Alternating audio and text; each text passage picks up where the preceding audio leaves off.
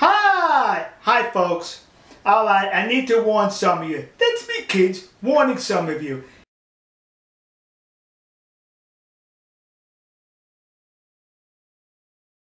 Alright, here we go. Let's get serious.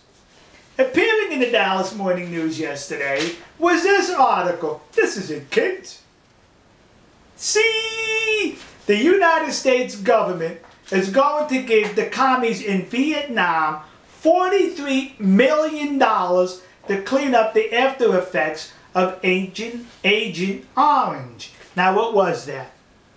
During the Vietnam War, in order to locate the Vietcong and the North Vietnamese commies invading South Vietnam, they would hide out in the jungles.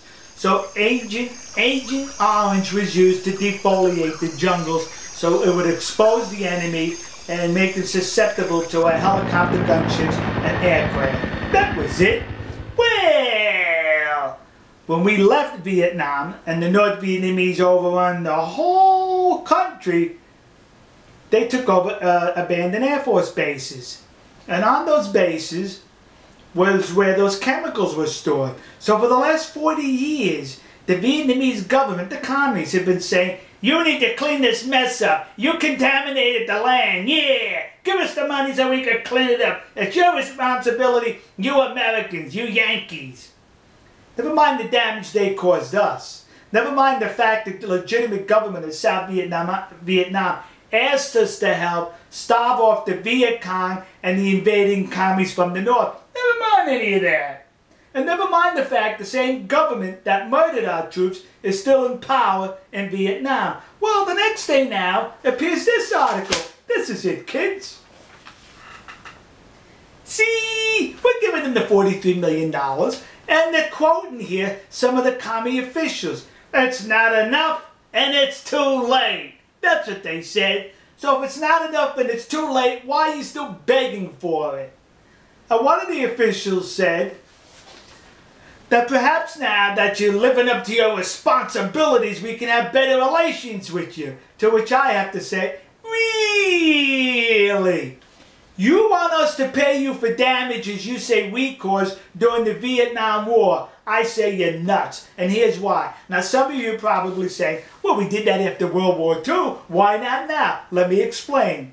After World War II, the Nazis were no longer in control of Germany, so we helped. After World War II, the fascists were no longer in control of Italy, so we helped.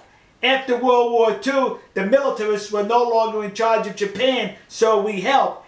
After the Vietnam War, the commies are still there. The enemy, the people who killed our people, they are still there. Not the very same people, but the same government, the same form of government is still there. And you want to talk about retribution?